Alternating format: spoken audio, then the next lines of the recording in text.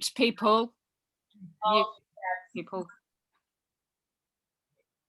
Okay, everybody, welcome to the Radical Anthropology Group. This is the last Tuesday evening of the spring term. And we have a founding member of Radical Anthropology, Camilla Power.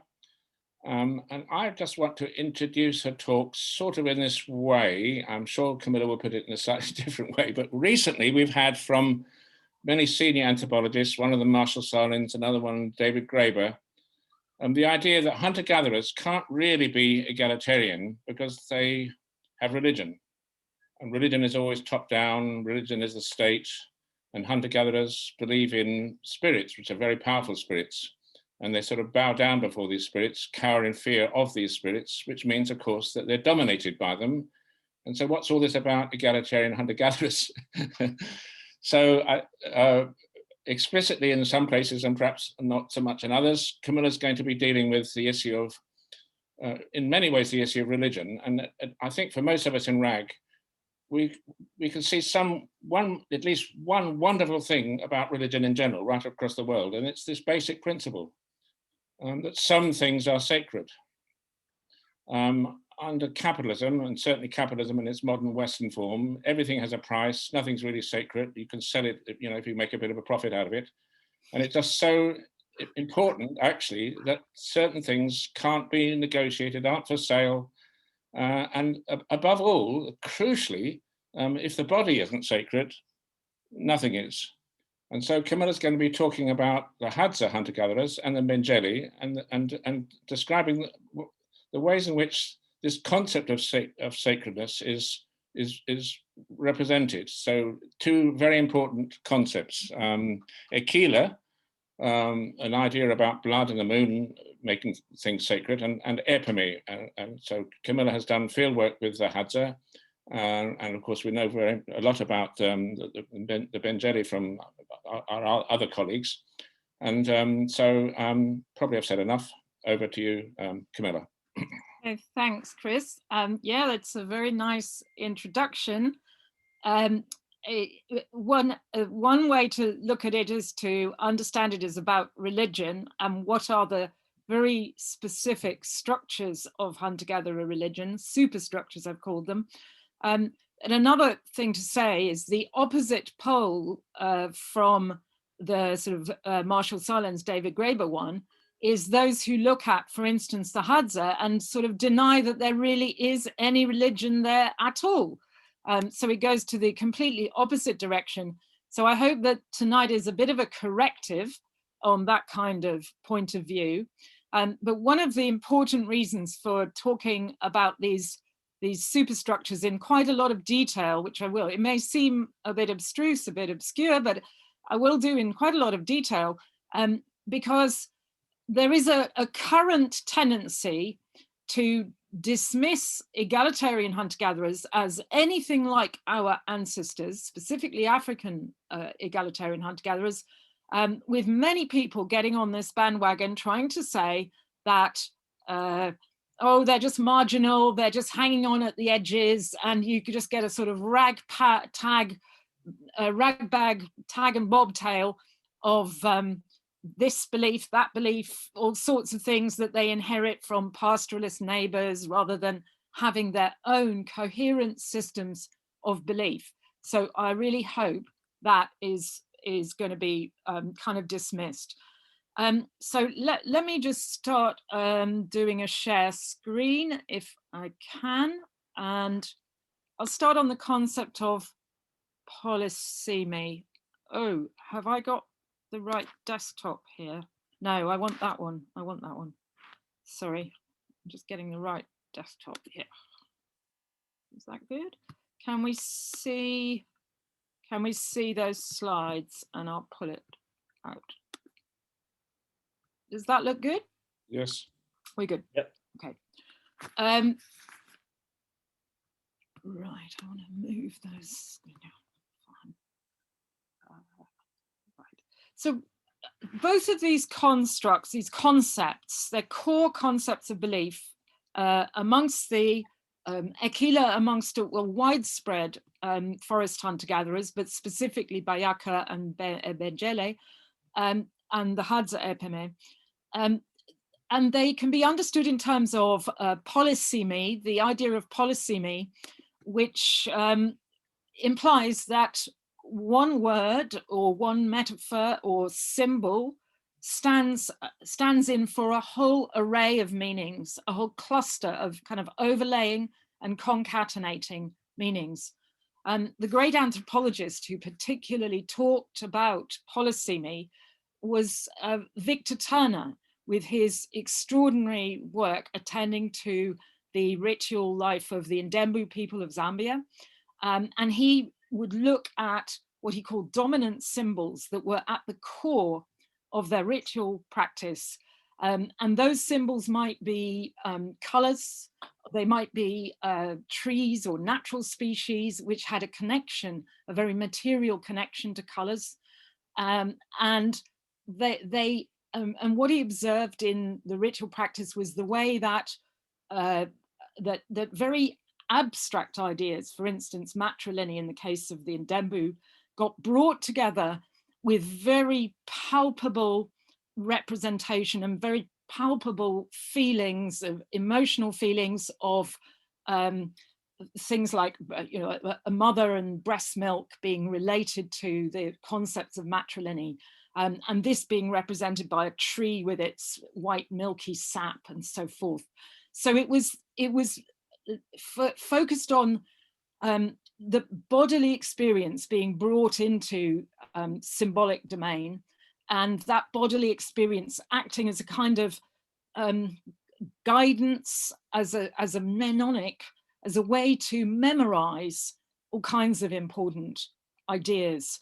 So it was through sharing these experiences, sharing hunger, sharing pain, sharing joy and emotion, that such important ideas kind of became installed, became, you know, central concepts. And when Jerome speaks about Ekila, he talks about it as something that is pedagogic, as that it teaches a person on their way through their life history. In these very egalitarian societies, people resist anyone telling anybody else what to do. So instead of a person teaching you, the bodily experience and the practices that go with the concepts, the observance of the concepts, teach you. So it isn't like coming from somebody in a superior position. And this aligns with what Morna Finnegan has called corporeal morality, a morality that's rooted in the senses of the body and in the shared experiences of the body, where people are you know, linking to each other empathetically because of going through the very same. And Morna often refers to the concept of the Juntois people, which is a concept of transformative energy, but it lies at the right inside healing dance and inside the initiation rituals for girls and for boys and storytelling. It's part of all those experiences. Now that is from the Juntois Bushmen, Southern Africa. And I'm going to sort of step back from the Bushmen a bit today, but both Ekila and Epeme have the same kind of range or power as the notion of Nom for the Juntois. They are arch metaphors, if you like. They're kind of meta metaphors. They're the ones that produce fissile with all kinds of meanings and the transformation potential of one meaning to another to another. So they're untranslatable terms is one thing to say, but they cover a whole range of possibilities. So as Chris mentioned briefly in the beginning, just to kind of roughly summarize Ekila, it concerns taboos on blood, issues of hunting luck, a whole range of possible dangers to human reproduction and production. So it concerns health. In terms of Epeme, We are looking at the key ritual of the Hadza, which is again a medicine healing dance of a kind. The taboos placed on the consumption of meat. I'm going to come back to this particular image here because it's very important for Epeme. And also it connotes certain spirits. So now it's quite easy to say, oh, Ekila and Epeme, they look like the same sort of thing. But I want to kind of drill right down into the specifics for each of them and really compare point by point to just show the absolute coherence of these concepts, that they really are kind of quite matched up, or if we know about one of them, it can teach us about the other. So it's kind of very instructive. But let's just say something first about the two groups, because although they obviously, oh, how do I get forward? Let me go forward, sorry. Oh, there we go. So there are these two groups. Bayaka people are perhaps tens of thousands of people. They're amongst so this whole area, if you look up in the top left of the Western Pygmy groups, Ebengele are core of the Bayaka. These other groups like Mikayo, and they're also Bayaka. So they have varying identities, but Ekila would spread around a lot of the Western Pygmy groups. And indeed, if we go from the Western forest hunters across to the east to Ituri forest, peoples like Mbuti and Efe, they would also have a concept that's sometimes called ekere or queri, which is highly similar. It's really the same word as Ekila. So Ekila is a very broad concept for the forest hunters. And there we're talking about tens of thousands, quite a lot of people. This is a lot of people. Whereas the Hadza are off this map, they're over the other side of Lake, they're over here somewhere on the other side of Lake Victoria. So we're talking about the Hadza in Tanzania, it's 1,000 miles difference across. And we're looking at Hadza environment here at the top right-hand corner, a beautifully conserved area of Hadza hunting, of the savanna, sort of partially wooded savanna, highly seasonal, which becomes beautifully green and lush during a wet season, but in the dry season gets very dry. And of course, down here we have one of Jerome's photos of Ebengele camp in the rainforest, a really different environment. Therefore, they're both sort of equatorial, but it's a really different environment, the forest to the woodland open savanna of the Rift Valley. But nevertheless, despite that environmental difference, there is a significant amount of similarity between the groups. If we think of the weaponry being used and the subsistence strategies, even though species aren't exactly the same, we'll look at that a bit more closely between the two groups, we have predominantly bow and poisoned arrow hunting of large game animals by the men, with honey collecting by the men, these very great tall trees. And the Hadza will also be doing honey collecting on these great baobab trees as well as other places. The simplicity of the architecture, we can see one of the Mongoli huts here of the Ebengele down here. This photograph for the Hadza women, or down in the bottom right, is a dry season photograph where people are actually just camping out under the trees. They don't even have a hut, but it would be the same kind of designed round beehive type of hut as the Ebengele would use. Other political, sort of gender and political issues that are similar between the Ebengele and the Hadza. Both groups have bride service, so that a man is hunting to produce meat for his wife and her family, fundamentally. But we'll have something to say about the issue, the details on that. And in both cases, for a woman's life history, when a woman first is married, if we call it marriage, and we remember from Mark's talk last week, bride service is a kind of process rather than an all or nothing marriage. So a man moves to a woman's camp and stays where she is with her parents, really, for at least the first time she's giving birth, and maybe the second and maybe the third. So in the beginning of her reproductive life, bride service obtains before maybe they're sort of more permanently married and they might move elsewhere.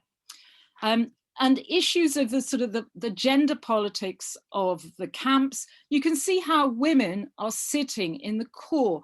This is just like the core of a Hadza camp, with the women sitting together, chattering, gossiping, the children running about. And that's where everything's really happening. We get a strong separation of the two sexes in the camp, with the men sitting in their part and the women sitting in their part. And that would look highly similar for both both the Hadza and the Bayaka.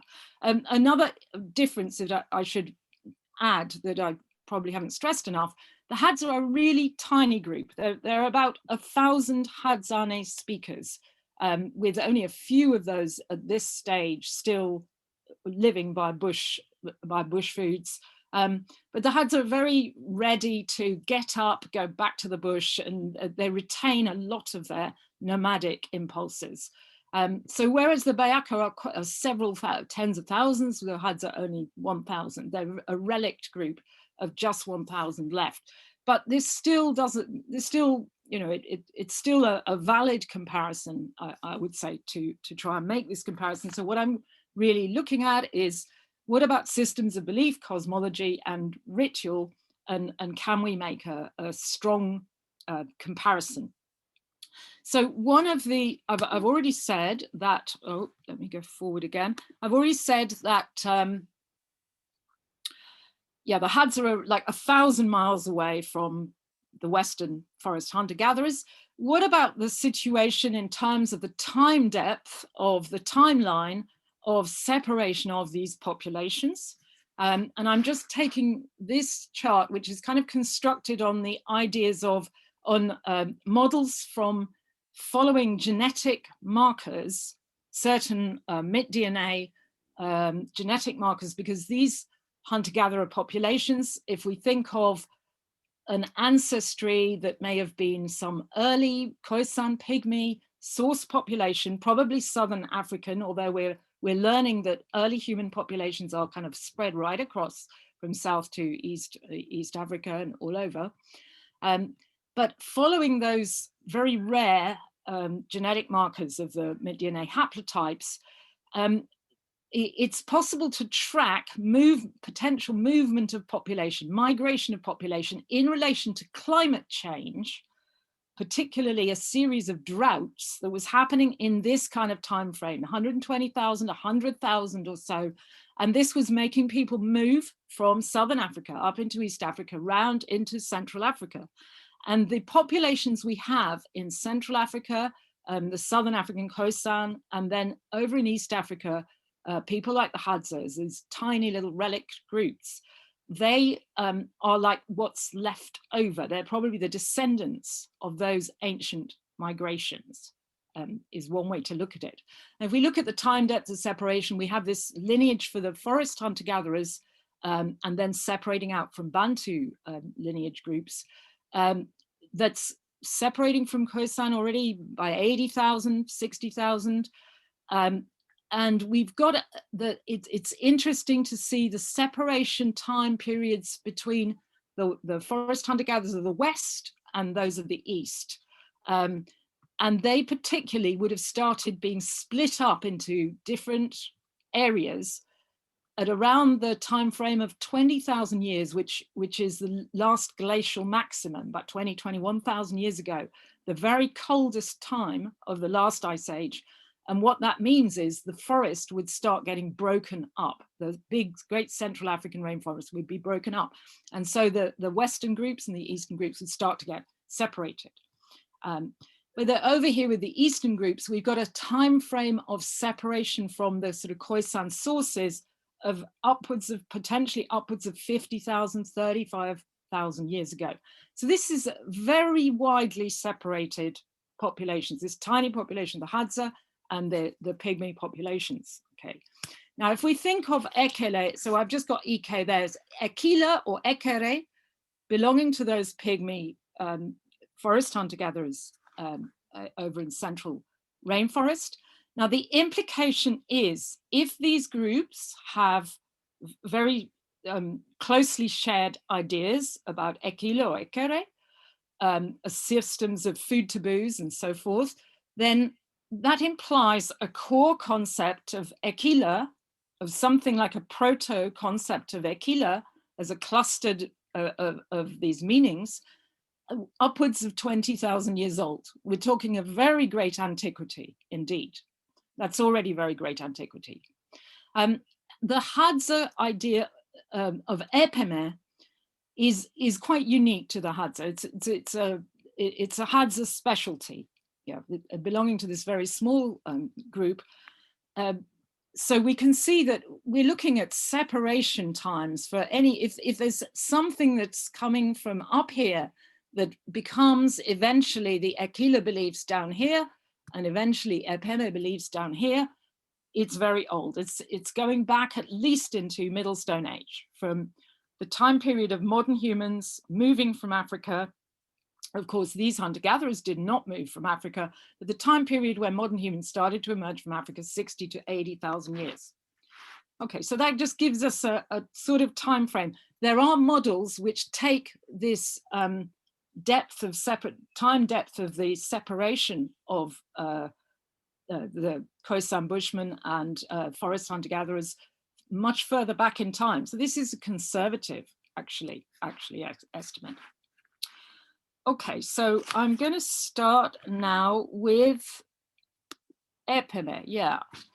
So it's actually impossible to get an image for Epeme, actually, because it isn't really visual. Epeme, in terms of the dance that is performed by the Hadza on moonless nights, means that you really are looking up at the stars. And it is quite prohibited. We just, no researcher is allowed to make any visual record or documentation of Epeme. It's in the darkness, and Teja Shkunes, who's written a lot on Epeme, as its core experience is sound, with women singing and clapping in these dark moonless night. And men's dance, so one by one, a man will come forward and dance as an Epeme spirit with a rattle on his right leg that he's making this very insistent, strong stamping rhythm, which Teja has said is identified to particularly the noise of eland. We'll come more to that. So this is the fundamental kind of dance for healing, for good health, for all the people, for success in the forthcoming hunt. And it's been recorded as a success for the hunting success from the 1930s with people like Cole Larson right through to James Woodburn's work, and in recent work with Dowdy Peterson and ourselves, we have always heard the Hadza talking about this. And it's very much segregated by sex in terms of the women sitting with the women, the men with the men, but it is also a dance of reconciliation, of kind of stressing of kinship and reconciliation to create this atmosphere of healing. And it is especially for healing any kind of violation against Epeme, which we'll talk about more. But if we do have an image for Epeme, then really it is this. Epeme equals manako. It is meat. Manako is meat. And this is a beautiful picture which Chris actually took back in 2004 of one of the Hadza hunters, Kaunda, cutting, very carefully and deliberately cutting this bush pig, he's called, which is an Epeme animal, category of animal. We'll talk about that. And he's cutting certain parts which only an Epeme man can do and handle. And there is a categoric distinction between manako wa Epeme, the Epeme meat, and manako eta Hadzabe.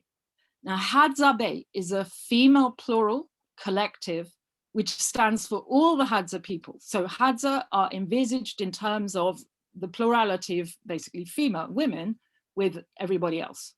It's the opposite of the way we see the world. So the meat is divided very carefully. The Hadza meat, the meat for all the Hadza goes to the women to distribute. The Manakoa Epeme is kept amongst the men. Now, that sounds as though it is kind of privileging the men, but there are a lot of stipulations that a man cannot consume Epeme meat unless he has another Epeme man there to eat it with him. And important in this picture is that Kaunda is not the hunter who shot this bush pig with a poison arrow. He is taking over to cut and distribute the meat from the man who shot it. It's very important. So this has the effect that it separates the meat from the hunter that shot the meat, and it ensures a distribution. The whole idea of these two sort of parts of meat ensures distribution to the women's camp, fundamentally. Although the men make claims about the Epeme meat. Okay, this is the Epeme meat, kind of the chest and sides of these great animals with certain other parts, these large, which is being kept amongst the men, and we can discuss what they actually do with it. But now I just want to say something about Ekila in terms of meat. So this is from Jerome Lewis's discussion of Ekila as meat. So a hunter's success is completely dependent on the fact that he and his wife observe Ekila prescriptions, the Ekila observances and rules. And this must include the sharing of his production of meat, what they eat, as well as the sharing of their sex, their reproduction. To maintain Ekila, the hunter who first struck the slain animal has to eat certain cuts of the meat with his children, his father, and his wife. This is the stipulation. That meat is referred to as Ekila. So there's a part of the meat that's Ekila and can only be shared with certain people. Eating it ensures that the hunter will be successful. He'll find game easily, and he will aim truly, and that makes sure he will kill quickly. But if others, now let's listen to who the others are, his own mother or his parents-in-law or any sexual partner except his wife eats Ekila meat, that will ruin his hunting. Okay, now there's a part of the animal meat which is related to Ekila called pico, and pico sounds very similar, in fact, to Epeme meat, but both Ekila and pico meat have resemblance. Pico has to be removed from each animal killed for immediate roasting and consumption by all the hunters, the men present. Pico is normally composed of internal organs, the liver, kidneys and stomach, and sometimes ribs. And a hunter who does not provide the pico meat ruins his Ekila. The rest of the meat is publicly shared for everybody present. And if it isn't, the hunter will ruin his Ekila, meaning his hunting luck. Now, only in very unusual circumstances, if he's the only man in camp, for instance, would a hunter be the butcher. So that's for the Ebengele Bayaka, and that's just the same as this situation here with Kaunda, the Hadza, that he has to butcher another man's kill. So other men do the butchery, and they would take the carcass from the hunter as soon as they see him and proceed to butcher and share out the meat in accordance with Ekila rules and equitable sharing. These practices emphasize that the hunter's success is tied to appropriate sharing of both production and sexuality. Okay, so we have then a very precise, in both cases, an extremely precise delineation for Epeme of meat distribution. And this is starting with Epeme as meat, which is what, when Thea Shkunes talked to some of the older Epeme men, they said, Epeme is meat. So let's start there. Epeme is meat distribution. Ekila, proper sharing, but it is intimately connected with specific cuts and parts of meat, and that it has to be shared to particular people. Now, I just, from the people that share Ekila, well, the people who mustn't have Ekila meat include the mother-in-law. And it is particularly interesting that when we look at the meat that is supposed to go to the mother-in-law of the Hadza, it's called katsoko. It's actually the same cuts of meat as the epeme, but it comes from the smaller, the middle-sized animals, not the big epeme animals. So what this is saying is that we could understand epeme meat as kind of taken back from bride service, that it should be bride service meat that should go to the in-laws, but it's not. And we could understand Ekila meat in those ways also. Okay. Now there are stories of Epeme which are really about this taking away the meat from women, from the mother-in-law, basically. So anyway, we have a very, if we drill down onto those stipulations, we have a close comparison on Ekila and Epeme. Okay. Now I'm just going to look at the Ekila and Epeme species since we've begun with the meat. Because they're not the same species. They're not in the same environments. The rainforest species in one place, and Epeme is on the wooded savanna, Rift Valley savanna in another place. There are a few that might be in both spaces, or both forest versus savanna versions in both spaces. Elephants, for instance, well, they're different. They're forest elephants for the Ekila species, whereas the big elephants of the savanna are not included in Epeme because Hadza poison, arrow poison, cannot bring down elephants. So they really do not hunt elephant until they would, until James Woodburn turned up with his gun, they would not hunt elephant. Others that are specifically, let's think of the sort of quintessential Ekila species, particularly happen to be animals with a red coloring. And it is this antelope, the bongo antelope, that's beautiful, beautiful creature that's there in the picture, which is the sort of the quintessential animal with Ekila. And bongo is described as having huge and dangerous Ekila, but there are other species, red species, which include certain types of duiker, the black-fronted duiker, sitatunga, but that would only be the red females, not the non-red males. So the redness seems to figure significantly in there. Now, if we look over at the Hadza species, the epitome of the Epeme species is eland, really. And eland fat, well, eland is part of the Epeme dance, the night dance. It's invoked by the noises of the night dance, as Teoshkonis has documented.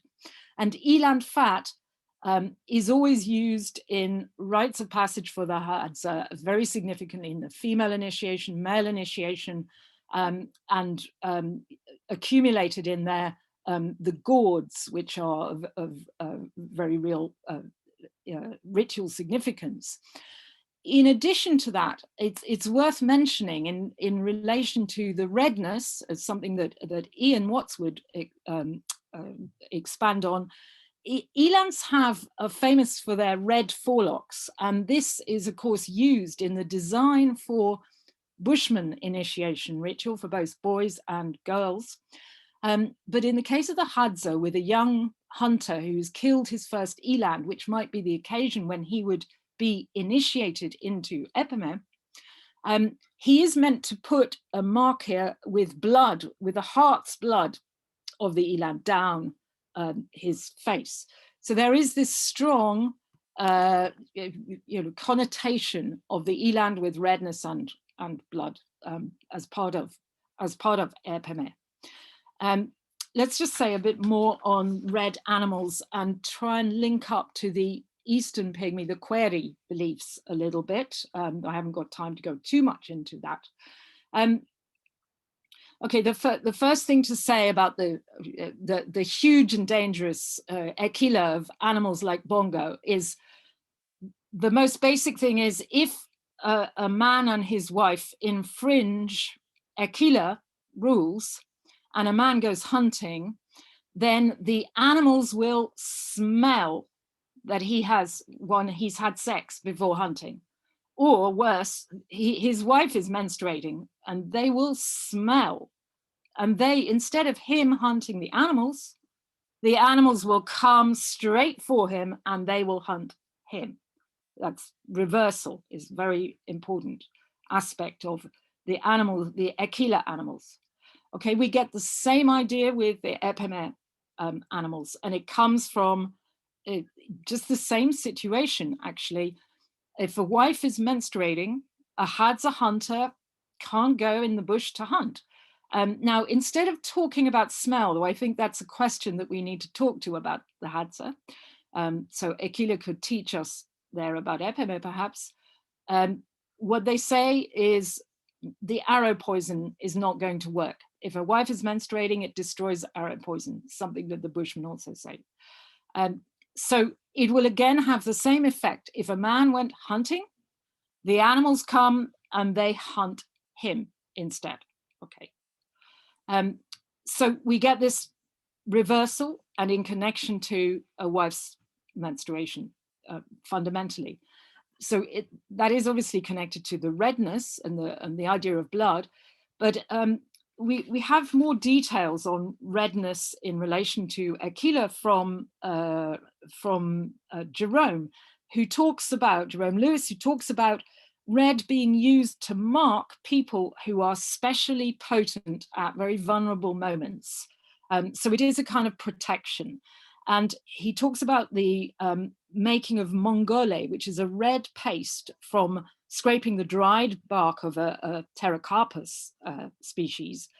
And this is used as a base for medicines or herbal remedies. And very ill people, or people who are going through mystical initiation situations, will have their bodies all painted red using mongole. And that action would protect them. Newborn babies would be painted in this way. Every time after a bath, they would be protected with a red paste. Particularly initiates of the male initiation of the Bayaka Ejengi would be smeared all over with mongole paste by their female kin, their aunts and mothers, on the day that a boy is facing his greatest ordeal. So this idea of the redness being part of this medicine protection is very significant. Now, among the query food taboos, which Mitsuo Ichikawa particularly is documented with the Bambuti over in Ituri forest, we again get attention to very red animals, including the pangolin. Now, pangolin may not seem to be red, obviously, but the thing is that its flesh is very red flesh, and it bleeds enormously if it's hunted and killed. And that has very strong connotations, particularly for any woman who's pregnant. We'll mention the issues of pregnancy in just a moment. So this is just to give us a clue about the species and the comparison of the species between Ekila and Epeme.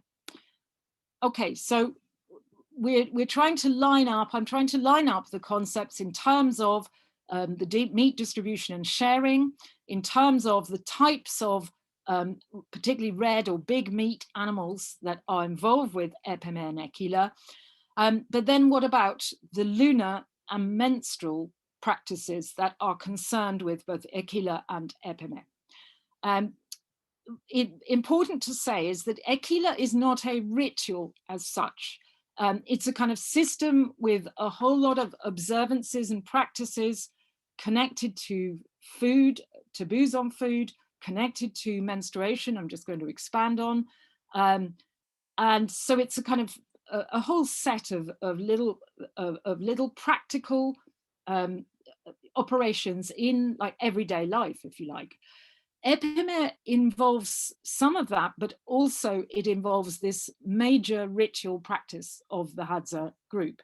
It really is the ritual that gives Hadza their identity. It is the Hadza religion, even though some people have failed to see that Hadza have religion.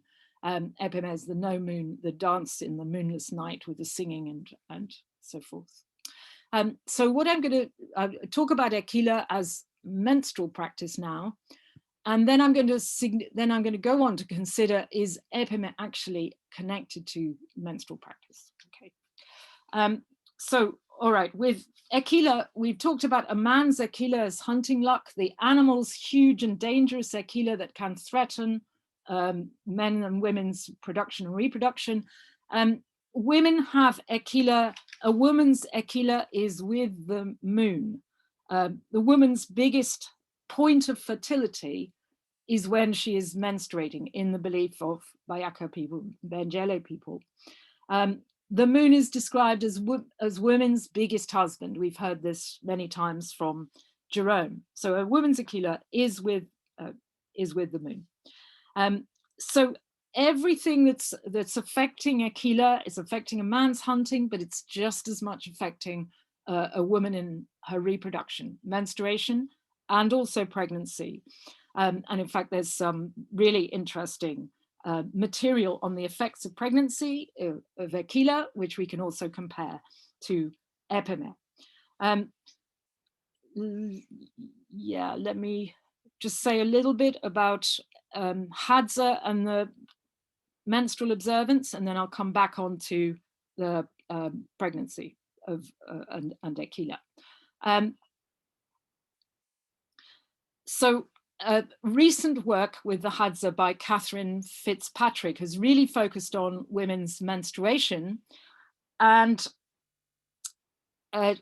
women, Hadza women will, if she, and this happened with me as well, if we asked a Hadza woman about when she would menstruate, she would just sort of look to the sky and say, well, I look at the sky and I know when I menstruate because of the moon, and the moon decides when I menstruate. And even though some Hadza women would kind of point to different times of the moon, the main description of when a Hadza woman would menstruate was to talk about when the moon is going and when it comes back, after it comes back. So that's meaning the moon has died, it's waned, and then it's waxing again.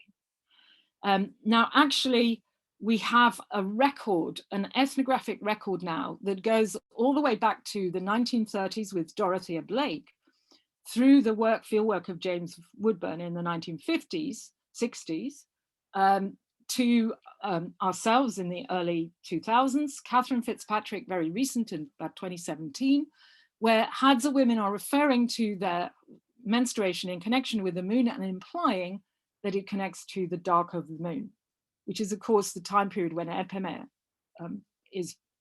as a ritual is performed, when there's no moon in the sky.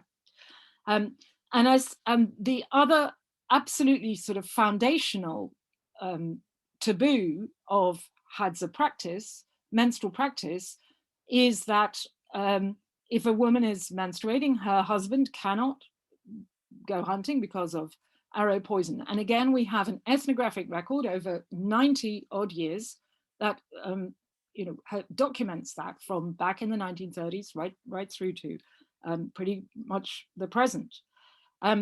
So in fact, James Woodburn goes on to say that in this bride service marriage, what actually shows that a man and a woman are married amongst the Hadza is the fact that a man is observing the menstrual observance with his wife, and therefore he will not go hunting and he will not go honey collecting when she's menstruating. And this is very clear cut that happens. And we hear the same today as was heard by James Woodburn in his fieldwork.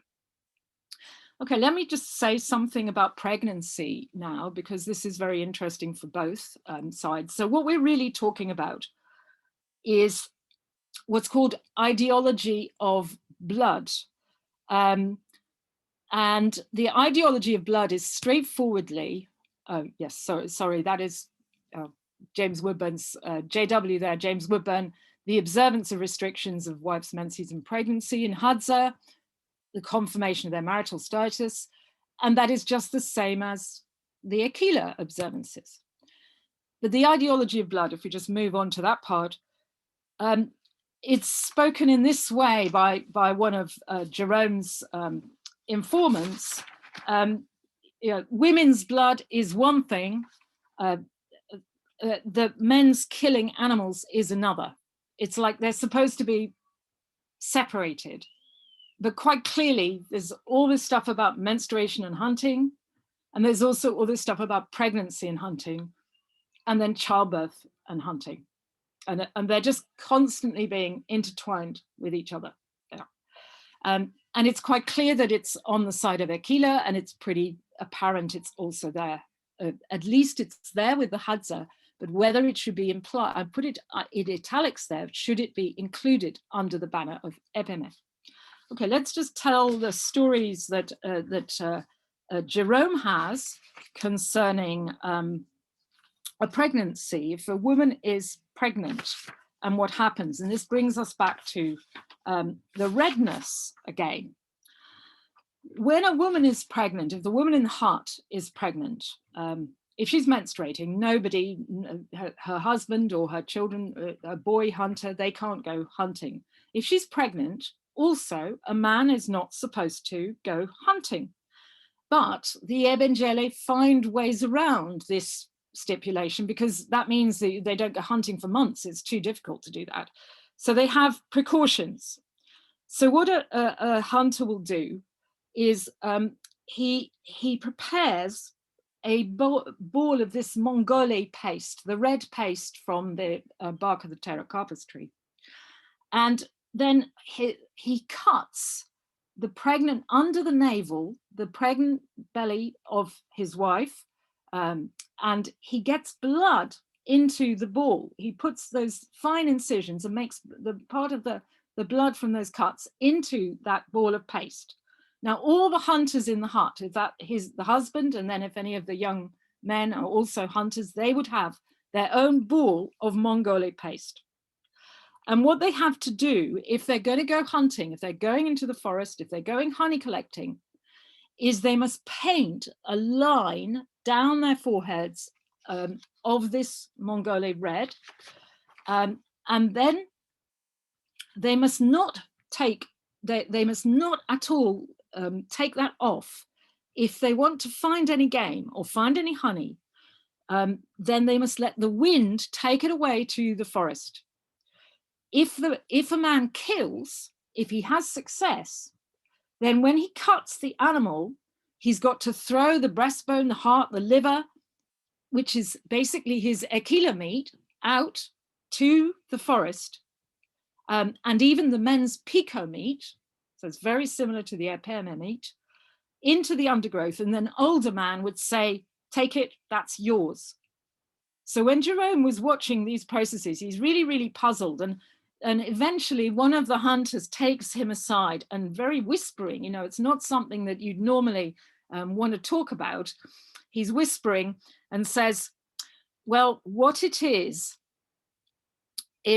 that there are Edio spirits. There are very dangerous, mean, hungry spirits that consume human and animal blood voraciously. And they are attached to blood, and they become jealous and nasty if they lose that blood, if they are deprived. They need blood to exist. So a menstruating woman who's observing Ekila observance, in fact, what she should do is to leave her blood in the forest. That is Ekila blood, and it belongs to those spirits. It's meant to be given to the spirits. So those spirits get used to the blood, and they're very jealous of a man.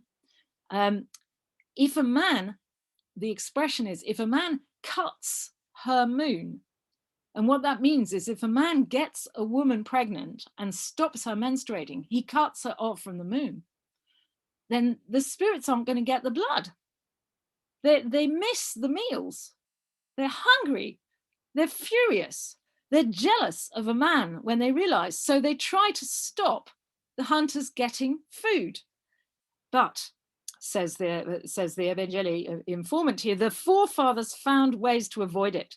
That's what the esio, which is the paste ball, the Mongole paste ball, is for. Don't rub it off your forehead. Let the wind take it to the Edio spirits, and the blood calms them. And that means that we can find food, and we leave the Ekila meat for them to eat. Okay. So we have here a set of the violations that are potentially going to ruin Ekila and the possible precautions that can overcome these dangerous stipulations. And we have spirits involved, these Edio spirits involved. Now, on the side of the Hadza, I could say some more about the Hadza pregnancy situation in just a moment. But Epeme spirits are also very, very powerfully policing any violation of the uses of Epeme meat and any violation of Epeme situation. And it is because in the Epeme ritual that a healing would be done to overcome the dangers of those violations. But let me just add something about the Hadza pregnancy situation, because it's, again, just like the Ekila.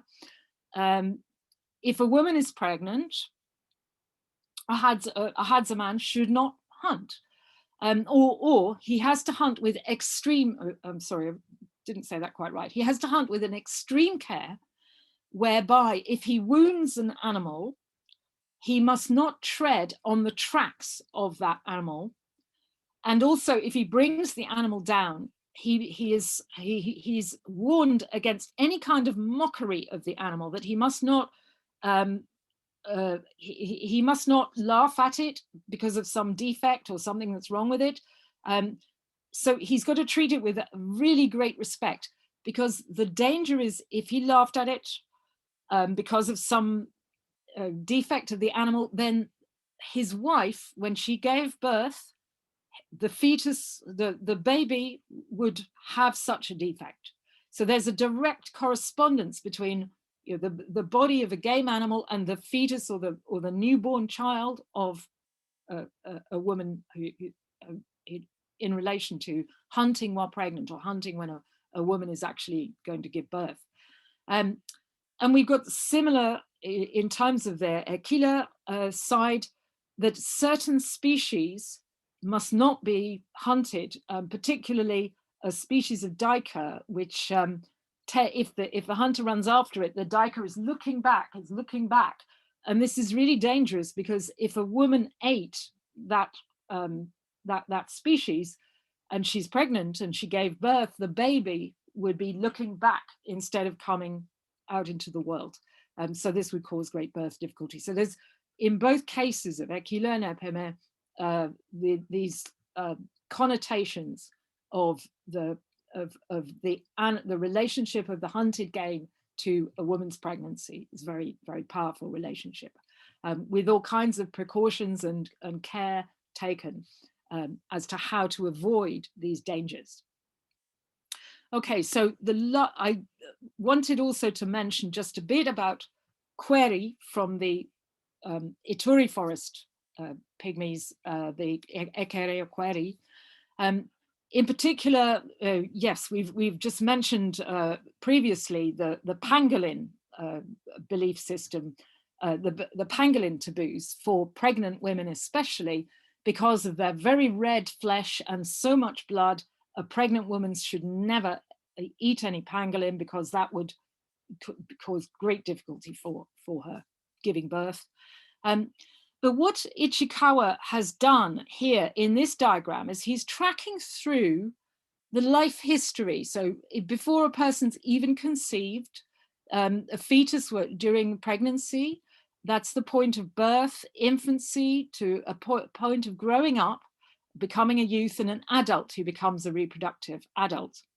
And then against on the white axis, he's counting the number of species that are involved in query taboos, the food taboos, the prohibitions on species. And the interesting part of this is the huge number of species that comes with during pregnancy and then at the point of birth. So that applies to a woman who's pregnant and giving birth, as well as to the newborn itself. So that's really applying to the woman. And then it kind of children can eat lots of species, relatively few food taboos regarding young children. But at the point of initiation, those food taboos, the numbers go up right again. They're very strong, very many potential dangers. And it is potentially for people who are in the process or coming to the process of sex and reproduction, that particularly Ekila as well as query taboos need to be particularly observed. And as where have I got it? Jerome, informant, was telling Jerome, it's no accident that it's when Emengele youths are approaching late puberty, that they have to really start to respect Ekila food taboos. That's when they're starting to become hunters as well. And obviously the food taboos will affect their hunting luck and their Ekila unless they're observing kind of sexual practice properly. And the animals would smell, if they're not, they would smell that they're not observing sex practices properly. So both of these taboo systems, Ekila, query, really the same kind of system, are tracking people's life history and very much age and sex dependent. Important to say there. So we could also think about, do we actually approach Epeme in just such a way as well?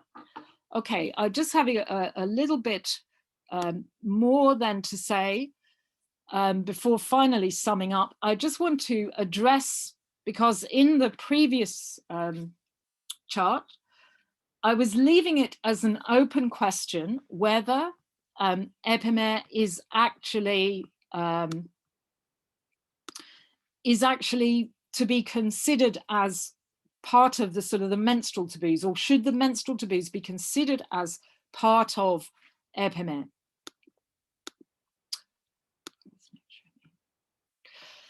Okay, if we look at, as I said before, Hadza women say the moon will decide when I menstruate, and the implication, which has been reported by, if we see there, there's Dorothy Blake, James Woodburn, ourselves, myself in 2003 to 4, Fitzpatrick recently, women's implication that they're actually bleeding during the time of the switch from the waning to the waxing moon.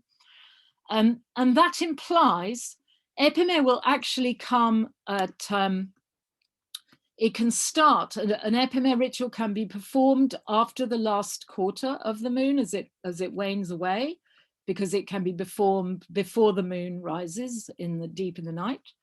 And it can be performed early in the new moon, just at this time of the moon, when the moon has set in the night. So this is the period of Epeme. And it's implied that that is the time when women are menstruating. It's implied, but nobody will speak that overtly. It's not something that people will say directly at all. In fact, people are reluctant to even speak about Epeme directly. They're very cautious about it because these concern secrets of men, and women are very cautious about speaking about it. It so happened when we observed the Maitoko female initiation, it was running at the same time as this time. And Maitoko is a collective ritual of a female cohort of girls who have begun to menstruate, and it is a collective sharing of bloodshed. It's marked by a sharing of bloodshed, in fact.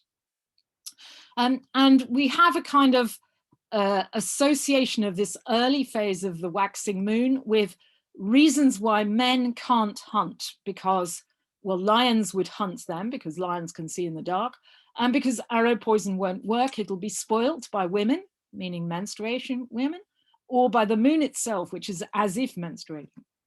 So the good time for hunting is up here by the full moon. And we heard not long ago Ian's talk about the time frame of this, the gibbous moon up here, when it's a good time for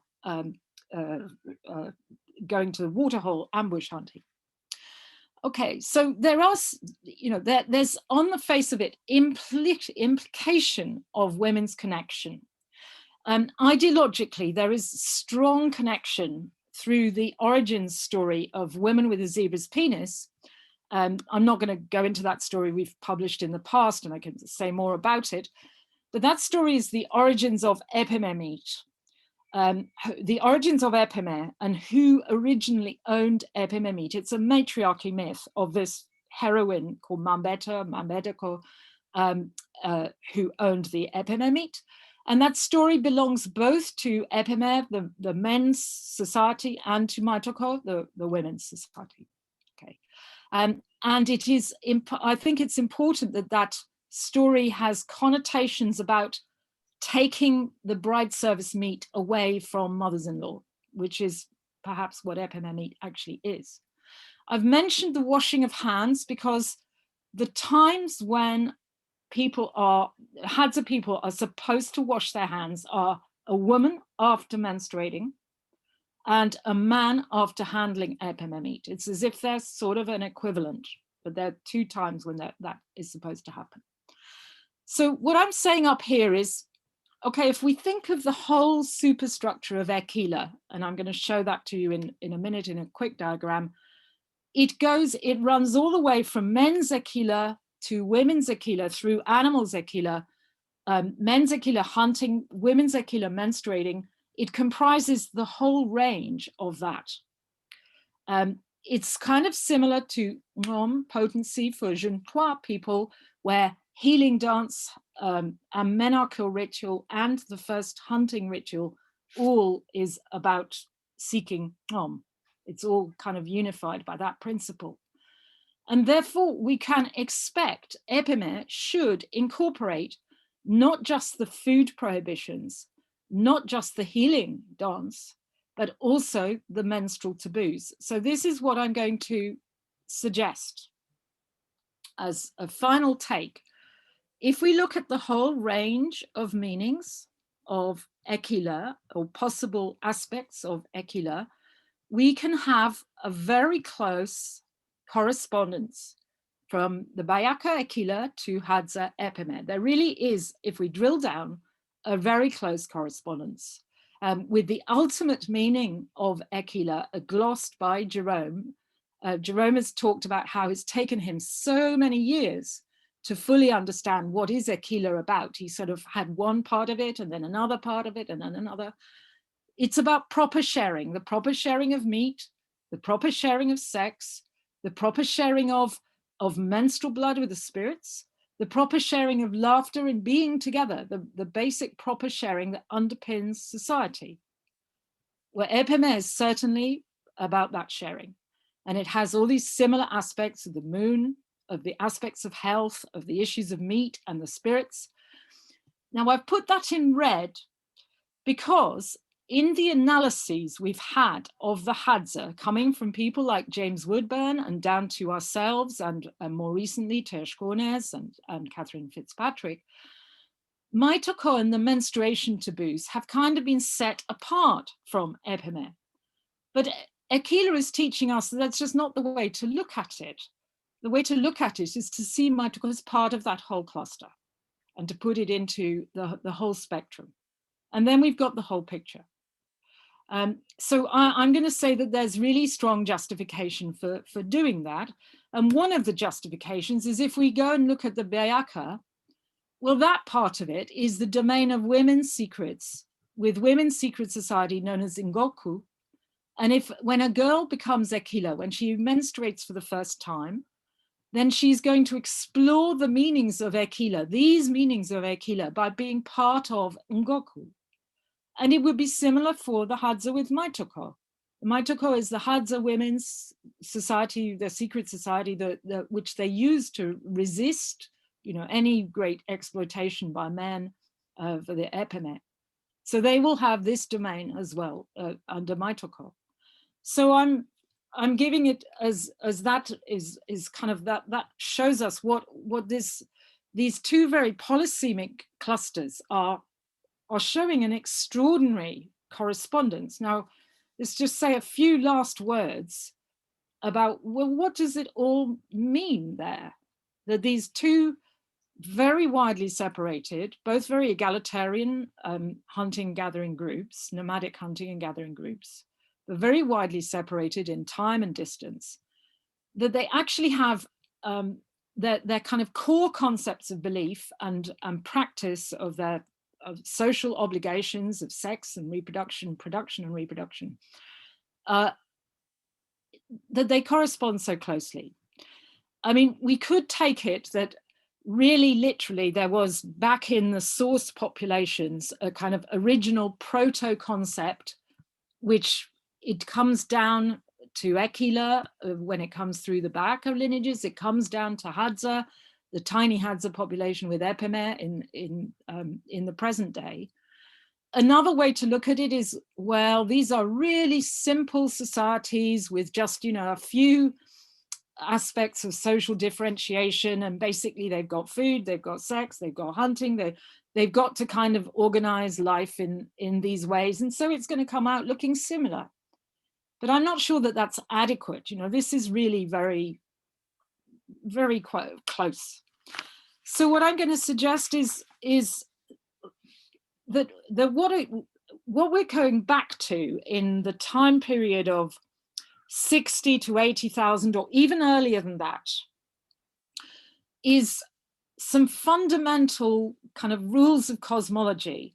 And the best description, I think, of those fundamental rules of cosmology is Chris Knight's argument about the own flesh taboo.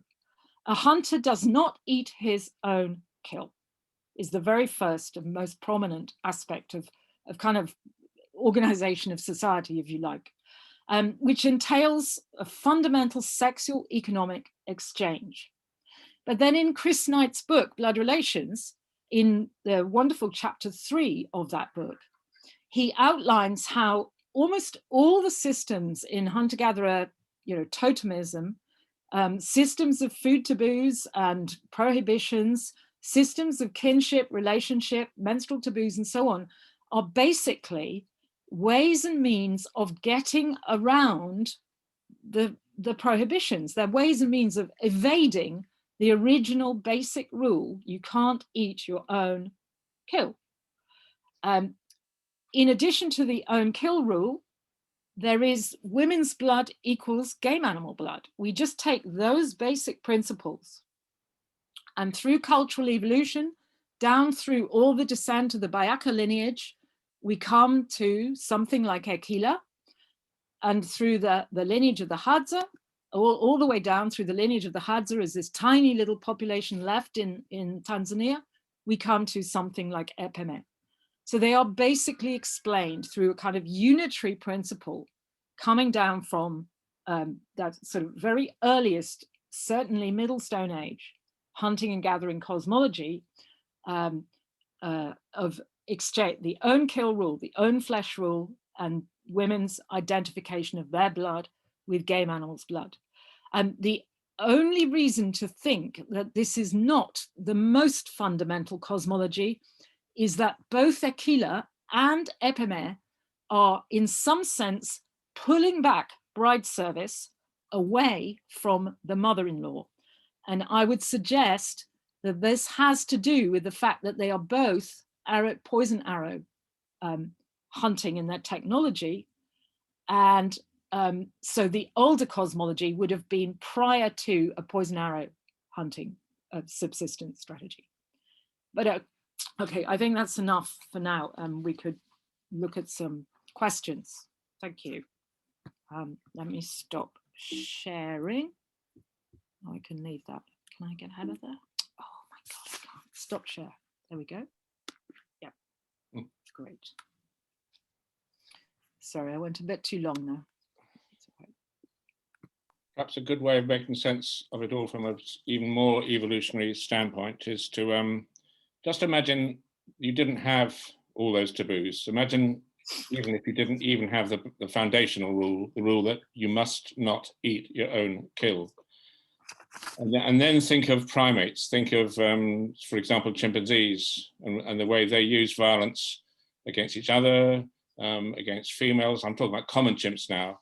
And of course, when the male chimps get hold of a monkey, they pull it apart and they're eating the poor little monkey before it's even dead.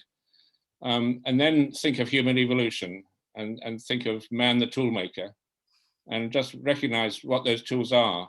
They're, you might say, weapons of mass destruction. These are violent weapons. And just now imagine that the males could use violence, use their weapons, their bloodshed, in their own selfish interest. You know, if you want sex, you use the weapon. If you want meat, you use the weapon.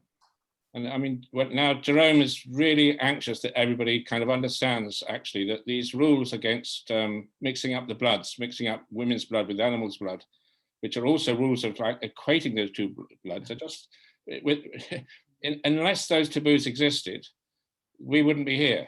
I mean, because of course, any group that was just allowing male violence to serve male selfish interests would mean that rape, pillage, murder, and all that, which is kind of logically implicit in common chimpanzees' sexual politics, would have been immeasurably worse when those males were not just using their, you know, the violence they can use like chimpanzee males with their, you know, with their muscles, their fists, their teeth, but weapons. So the development of weapons could only have served interests of women and each other and offspring, and therefore future generations, if those taboos were somehow established. And of course, what we're saying is, above all, it would have been women themselves who established this fundamental principle. Some things are sacred. Our blood marks our bodies as sacred. No means no. And then I just wanted to say, again, because all of this can seem very, very intricate and complicated. When I was there with Camilla during this amazing period of Epeme, which was also the period of mitochondria, I just remember, normally in the camp, all the little boys are holding their bows and arrows, and the men have just got their bows and arrows. You know, they just no boy would be seen without his bow and arrow. But just for that moment, while the women were kind of, you know, presenting themselves as bleeding, it was like world disarmament. It's like the women's blood disarmed the men. No man could. It was like the very fact that women were bleeding, meant destroying men's weapons. Those arrows had no power while women were bleeding. So think of all those taboos in terms of a female-led disarmament process. Yeah. It highlights the importance of mitochondria as a kind of collective menstruation, that their bleeding, which is actually done through cutting, it's not menstruation as such, is deliberately nullifying arrow poison. It's treated like menstruation in terms of the arrow poison. So it really is highlighting mitochondria as this collective version, whereas usually in marriage practice, men and women are kind of privately following the menstrual directives, but in mitochondria, it's a ritual and collective version. Is very important. So Chris is absolutely right. I'd just like to say, you know, this may seem really obscure. It's a tiny group of hunter-gatherers with their belief system, and another bunch of hunter-gatherers, a few more of them with their belief system. Why is it so important? Because at the moment, there's a real attack on the idea that African hunter-gatherers matter at all, that they matter a damn. Even though African hunter-gatherers carry the oldest lineages of humankind fundamentally, and their you know, their practices, their ideas, their mythology, everything must really be the oldest of humankind. They're being described in terms of, oh, they're just marginal, oh, they borrow everything from other groups, oh, they're just, their ideas are just a ragbag collection. So what the point is here of trying to really show that there is coherent, very coherent structure amongst widely divided, far set apart in time and space, groups of African hunter-gatherers. And then you could bring in the Bushman discussion to show that, well, it's there with the Bushmans too. It's really important in just establishing, African hunter-gatherers made us, we became human through the belief systems, the practices, the worlds, the cosmologies that these people brought. And that's what it is. So it's really important to get to that, I think. So, are there any hands up? Any questions? Yes. Helenka. Yes, Camilla, thank you for this wonderful lecture. I really very much enjoyed it. It was, although I've heard it many times from many angles, this has been just another brilliant explanation. And just yesterday, I was having discussion with students following Chris's chapter, Totemism as Exchange. I loved it very much. And from that, I remember what also you mentioned, that one of the versions of taboo on consuming one's own kill is just to reserve or to sacrifice or whatever the first what is killed. So at least if it's not for everything, it is for the first one. And I think it's quite relevant in any inception rituals, even in non-hunter-gatherer societies, even in agrarian societies, for everything which is starting from firstborns or to first harvest or to first egg given or to first anything, is to be not consumed by an owner. It has to be given back to earth, or to the altar, or to someone else. So I think it's really shared. All of us. That's it. Oh yes, yeah. Helen, you've got your hand up. Helen, you've got your. What's going on? Hi, Hello. everyone. Hi, can you hear me? Hi. Can we see Hi. you? Yes. No. Yes. I came in from a trip last night, so I've been lazing about my house. But let's see if I can get my camera. Don't worry about it. All right. Hi, everyone. Hi. Hi. Camilla, thank you so much for this amazing talk. I was just listening along and nodding my head because, as you know, I did a little bit of digging into the Bayaka people for a project that I was working on. And it has really been amazing just to listen and hear some of the parallels and learn a few more things about just the Pygmy groups in general. I didn't realize that there was a distribution across the whole, seems like the central band of the African continent. So that was quite exciting. And something you said really, made a light go off in my head about, African hunter-gatherers really being the people who gave us civilization in a way of thinking about it.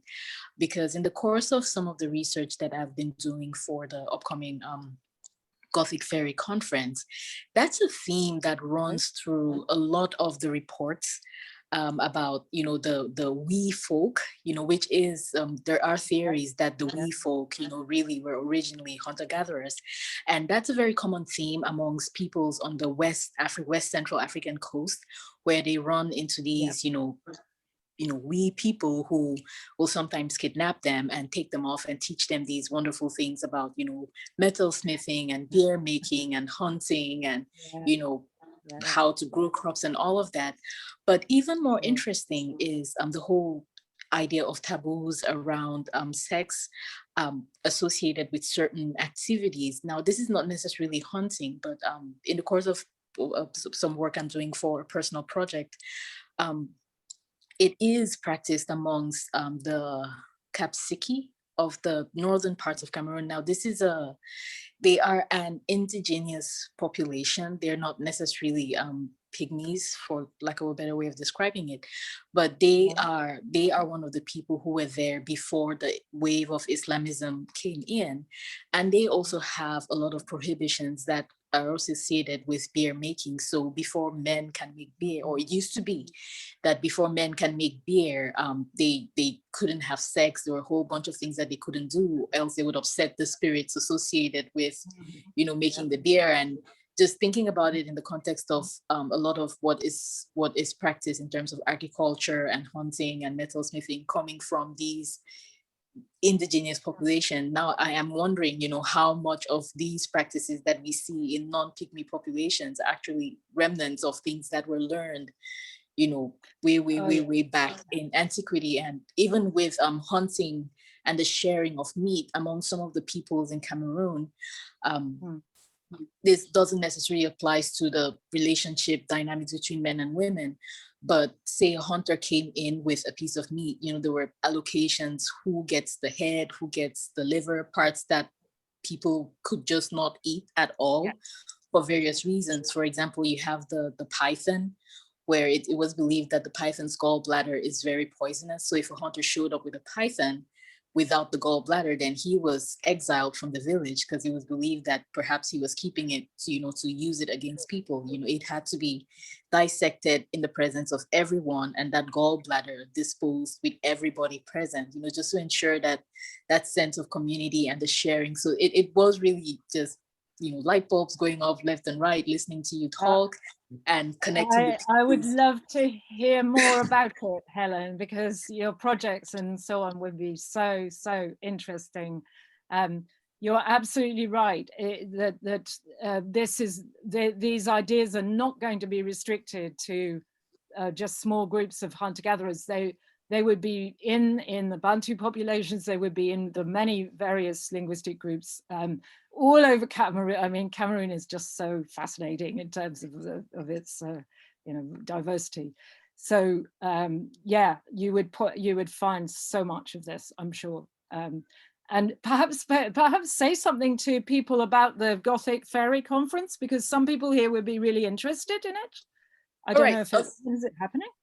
It starts on I think it runs from April 8th to April 11th. So it's out of the Open Graves, Open Minds project at the University of Hertfordshire in the UK. And I believe it is their folklore department. So the theme for this year is fairies in Gothic literature, and they have concentrations from different aspects of Gothic literature. So there's geographic variations, there's thematic variations, and the conference lineup is pretty amazing. I'm quite looking forward to it. I believe tickets are sold out at this point. Oh, is it? Oh, okay. Well, we'll follow on your Twitter feed. Helen has this brilliant Twitter feed, Mythological Africans, and we'll try and tweet some stuff from that. Anyone who can follow it. And also we're going to have Helen talking for us next term as well. So that is something to look forward to. It's really great. Thank you. It was amazing. This was really amazing. Thank you. Oh, so pleased you thought it was great. Perhaps if you might give the link to the conference to the chat, Helen. Yeah, but Helen says it's sold out. But if you can put a link for it, we can have a look. Okay. That's great. If we could, thanks.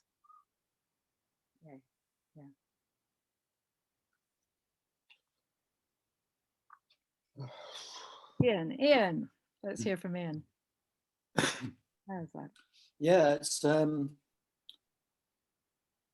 I think there is a direct link between Epeme and menstruation.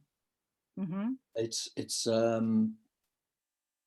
very secret knowledge, and it's not something that we've got to be careful. We've got to be careful about how we approach it. But it involves what the Hadza do for certain kinds of breaches of a Epeme rule. It involves the use of a small pointed stick called jatobe. And again, we have accounts of this going back to the 1930s. The jatobe stick in the first account from the 30s was used when a non-Hadza woman had either consumed or, but it was a breach of the rules. And the men, the Hadza men were very concerned about her health, and they treated her with the chatterbase stick. They first of all covered the stick in red ochre, which was one of the very rare accounts of Hadza use of any kind of inorganic pigment.